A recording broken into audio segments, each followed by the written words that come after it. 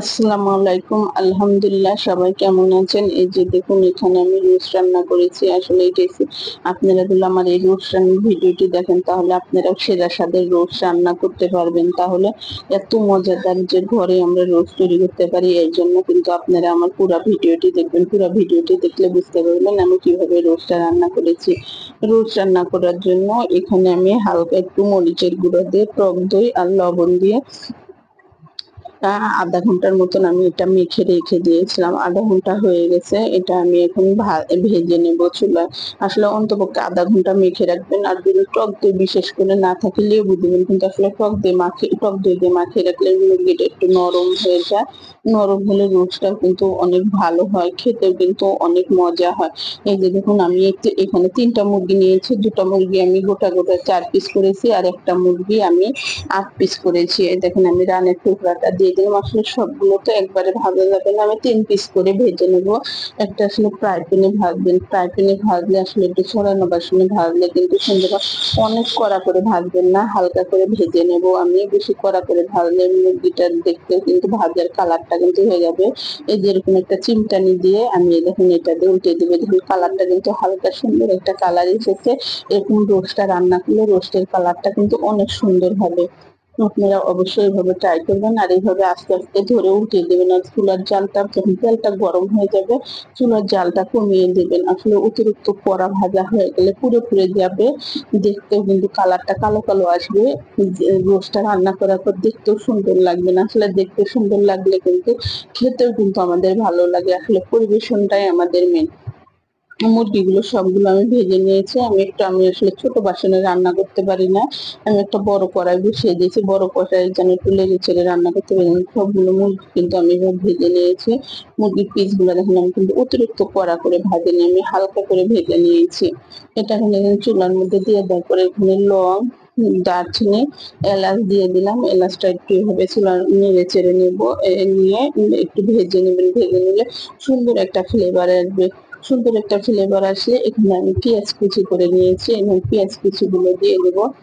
পেঁয়াজটা আমি হালকা একটু ভেজে নেব। এই যে দেখুন, এই পর্যায়ে পেঁয়াজটা আমি আসলে কড়াইটা একটু বড়, তো আসলে ধরে নাড়তে হবে। নাড়াচাড়া, কড়াইটা আসলে গ্যাসের চুলার উপর নাড়াচাড়া করে। এই যে তখন যখন পেঁয়াজটা, আমি অতিরিক্ত কিন্তু ভাজবো না, যখন একটু হালকা বাদামি বাদামি কালার হয়ে যায়, আমি পেঁয়াজটা ব্লেন্ডার করে নিয়েছি। আপনারা পাটায়ও বেটে নিতে পারেন। আমি পেঁয়াজটাও একটু হালকা ভাজা হলে পেঁয়াজটাও একটু তেলের মধ্যে কিন্তু আমি দেখুন এভাবে ভালোভাবে ভেজে নেব। পেঁয়াজের একটা কাঁচা গন্ধ থাকে, যেন কাঁচা গন্ধটা চলে যায়। এখানে আদা রসুন বাটাটা আমি একসাথে ব্লেন্ডার করা ছিল, একসাথে ব্লেন্ডারটা আমি দিয়ে দিলাম। আদা রসুন বাটাটাও আমি এখানে পেঁয়াজের সাথে ভালোভাবে নেড়ে নেবো।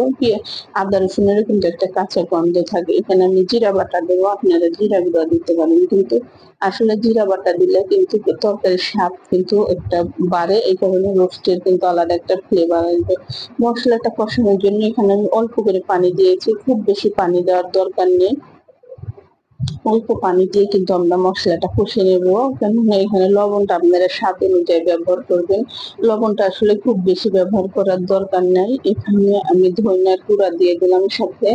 লবণ আর ধনিয়ার গুঁড়া দিব, যেহেতু আমি সবকিছু বাটা দিয়েছি। এখানে আমি টক দইটা দিয়ে দিলাম। টক দইটা আপনাদের মুরগি অনুযায়ী দিবেন। কেউ ৪টা ৫টা মুরগি নেয়, কেউ একটা মুরগি রান্না করে, কেউ ২টা মুরগি রান্না করে। আমি আজকে ৩টা মুরগি রান্না করেছি, সেই অনুযায়ী আমি এখানে টক দইটা দিয়ে দিলাম। এখানে বাদাম বাটা, কাঠবাদাম আর বাদামটা আমি একসাথে বেটে রেখেছিলাম আসলে। আর এই যে সস দিয়ে দিলাম, টমেটো সসটা আসলে আমার বাসায় তৈরি করে সস। এই টমেটো সসের ভিডিওটি দেখতে পারলে আমার চ্যানেলে দেওয়া আছে, আপনারা দেখতে পারেন। এই টমেটো সসটা দেওয়ার পর এখানে আমি দেখুন রোস্টের মশলাটা দিয়ে দিলাম। রোস্টের মশলাটা আসলে আমি প্যাকেটের মশলা ব্যবহার করিনি, আমি খোলা মশলাটা কিনে এনেছি। ওই মশলাটা থেকে এখানে আমি ১ চামচ দিয়ে দিলাম। এতে কিন্তু আমার রোস্টের কালারটা কিন্তু অনেক সুন্দর আসবে। আপনারা দেখে বুঝতে পারবেন আমি এখানে আসলে কোনো রং কিন্তু ব্যবহার করিনি। রং ছাড়াই কিন্তু একটা সুন্দর কালার আসবে। এখানে আমি কয়েকটা কাঁচামরিচ এভাবে ফেলে দিলাম। একটু অতিরিক্ত মিষ্টি হলে ভালো লাগবে না, হালকা একটু ঝাল ঝাল, একটু খুব একটা ঝাল হবে না, কিন্তু এই কয়েকটা এসে এভাবে দেওয়ার পরে এই যে দেখুন এখানে কিন্তু আমি মুরগির পিস গুলো দিয়ে দিলাম। মুরগির পিস গুলো দিয়ে এখানে আমি একটু ভালোভাবে নেড়ে চেড়ে নেবো। দেখুন এতে কিন্তু কালারটা কিন্তু অনেক সুন্দর দেখাচ্ছে। আপনি এটা যদি আমার পুরো ভিডিওটা দেখে এভাবে রান্না করতে পারবেন। এভাবে আমি ভালোভাবে নেড়ে চেড়ে নেওয়ার পরে এখানে যখন ঝোলটা শুকিয়ে আসবে অনেকটা, তখন এখানে আমি এই দেখুন পাউডার দুধ দিলাম। আমি আসলে সবকিছুতে পাউডার দুধ ব্যবহার করি। পাউডার দুধে আমাদের সুন্দর একটা ফ্লেভার আসে। আপনারা যদি গরুর দুধ দিতে চান তাহলে দুধটা একটু ভালো করে জাল দিয়ে নেবেন। এই যে দেখুন এটা যখন এভাবে ভালোভাবে হয়ে আসবে তখন এই দেখুন পেঁয়াজ বেরেস্তাটা আমি মাসখানেক আগে ফ্রিজে করে রেখেছিলাম, এখনো কিন্তু সুন্দর মচমচে আছে। এই পেঁয়াজ বেরেস্তাটা দিয়ে দেবো। আসলে পেঁয়াজ বেরেস্তাটা আমি করে রাখি, কেননা ঝামেলা মনে হয়।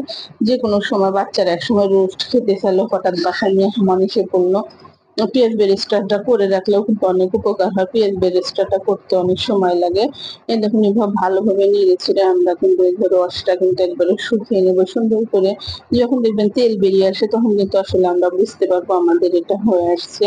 এই যে দেখুন এই পর্যায়ে একটু ঘি দিয়ে দিবেন। এত সুন্দর একটা ফ্লেভার আসবে। ঘিটা আসলে আমার নরমাল ফ্রিজে ছিল দেখে এভাবে জমে গেছে। আসলে এটাও আমি আসলে ফ্রিজে রেখে দিই। অনেকদিন বাইরে থাকলে একটা জিনিস নষ্ট হয়ে যেতে পারে। বাসায় যেহেতু ফ্রিজে রেখে দিলে সমস্যা নাই। এই দেখুন এটা একটু আমি একটা পাট্টা দিয়ে কড়াইয়ের ইটা ধরে আস্তে আস্তে নাড়া দিচ্ছি। আসলে বড় বাসনে রান্না করলে একটু নেড়ে চেড়ে কিন্তু আরাম পাওয়া যায়। আপনারাও যদি এভাবে রোজ রান্না করেন তাহলে বুঝতে পারবেন আসলে খেতে যে কত মজাদার হয়। আপনারাও একবার হলে ট্রাই করে দেখতে পারেন। এই যে দেখুন এইভাবে ভালোভাবে নেড়ে চেড়ে ঘিটা দেওয়ার পরে একটু নেড়ে নেবেন। এই দেখুন রোস্টটা আমি চুলাই থেকে নামিয়ে নিয়েছি। কত সুন্দর হয়েছে, কালারটাও দেখতে কত সুন্দর লাগতেছে, খেতেও কিন্তু অনেক মজাদার হবে। আপনারাও একবার হলে ট্রাই করে দেখবেন। আর আপনাদের কাছে যদি আমার এই ভিডিওটি ভালো লাগে অবশ্যই আপনারা আমাকে একটা লাইক দেবেন। আপনারা আমার চ্যানেলটি সাবস্ক্রাইব করে দেবেন। আপনাদের একটা লাইক আমার অনেক উপকার। ধন্যবাদ সবাইকে।